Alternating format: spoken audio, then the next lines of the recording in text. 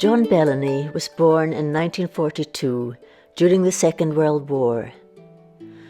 His childhood was embedded in the secure warmth of the close-knit fishing communities of Port Seton and Eyemouth on the shores of the Firth of Forth in Scotland, in which the Calvinist faith was the guiding light. All of his family life revolved around the church and the harbour, and all of it would inform his spirit and vision. He was brought up to be in awe of the power of God, upon whose mercy depended the daily survival of the fisherman at sea. As he grew older, he would, however, become aware of another dimension to the life around him, one that coexisted but pulled away from the constraints of the church. The hedonistic love of life and the call of the secular pleasures it promised. Right from the beginning, John's work ethic was one of consistent, lifelong intensity. But his early student years in Edinburgh, which later continued when he enrolled at the Royal College of Art in London in 1965, could be said to be the most productive and fulfilling of his life. When I was doing my postgraduate year at Edinburgh, I had always been madly in love with the idea of being Giovanni Bellini's great-great-great-great-grandson. And there's a painting in the National Gallery which is a Poussin copy of the Bellini Titian. Both of them painted on the same painting. And it's called The Feast of the Gods. I did a big transcription of the painting using the compositional structure, and it was the painting is called The Box Meeting, and it was of an event, a bacchanale, which happened in Port Seton every year. It was the accountability of how they had been doing throughout this summer when the herring fishing finished. It really was like one of these Bruegel feasts, where everything happens in the one day. It was part of our culture, deeply part of our culture. And again, the sacred and the profane, because we had the sacred bit at the beginning, then the profanity got worse and worse. But it was a great occasion. He was a student of 22 at Edinburgh College of Art when he produced The Box Meeting. It was painted on 2 pieces of hardboard, the biggest he could obtain, and the finished size of the work was 214 by 321 centimetres, or in our day, 7 foot by 10 foot 5. The scale and ambitious conception of such a piece of work is astonishing in relation to his young age and experience.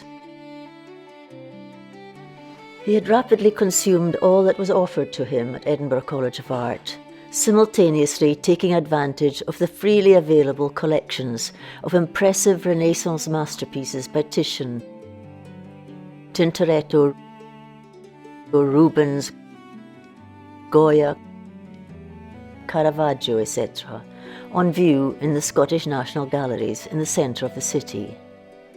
This is where the learning curve of his own personal quest really took off, centred on the belief that to be an artist of any depth, you had to go back to the very beginning, to learn from the masters of European art, whose genius still sang out in the present day.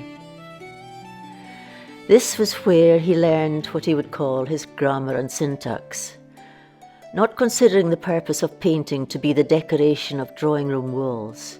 His sights were set on the great existential conundrums, where everything came under scrutiny and was to be questioned, including his own religious faith. This would lead him to finding and forming a voice and language of his own, along with the large-scale presentation that he believed those issues demanded. John had many heroes down the centuries from whom he learned and derived great inspiration.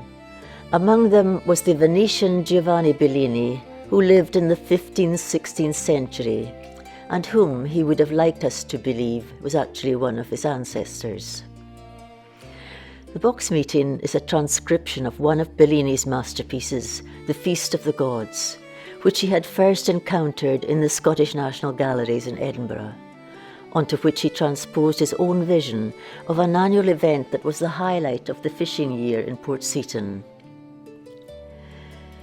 In September, at the end of the herring fishing, a service of thanksgiving would take place in the Auld Kirk in the town to give thanks for the safety and good fortune of the fishermen throughout the season that had just ended. The box containing the deeds of all the boats would then be held aloft by the young fisher laddie, specially honoured to undertake the important task, and the deeds would be blessed for the season to come. The boy would then proceed out of the church, through the town, carrying the box, followed by the fishermen in their dark blue fishing clothes, and the fishwives all in vibrantly coloured traditional costumes. The families and children of the village, accompanied by a band as well. After the solemn and deeply meaningful religious blessing, the event then developed into a full-blown celebration of life.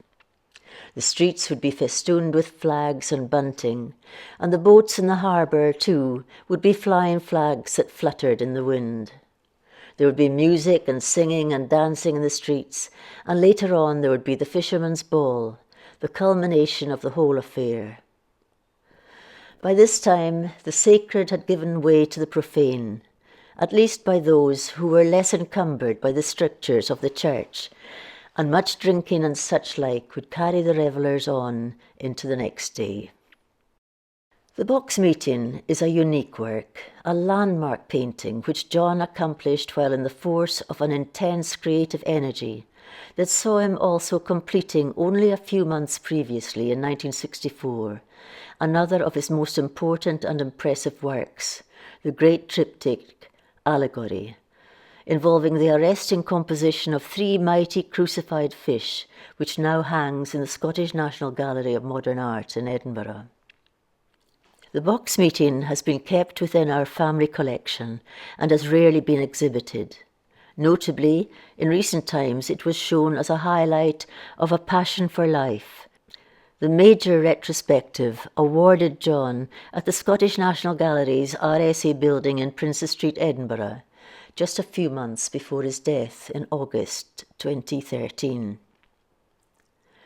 This last summer of 2025, the painting was exhibited for several months within St Giles Cathedral, where John's funeral had been held 12 years previously.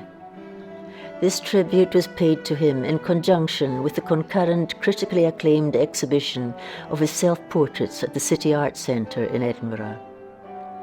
A special event accompanying this in St Giles was a concert performed by Stephanie Legg.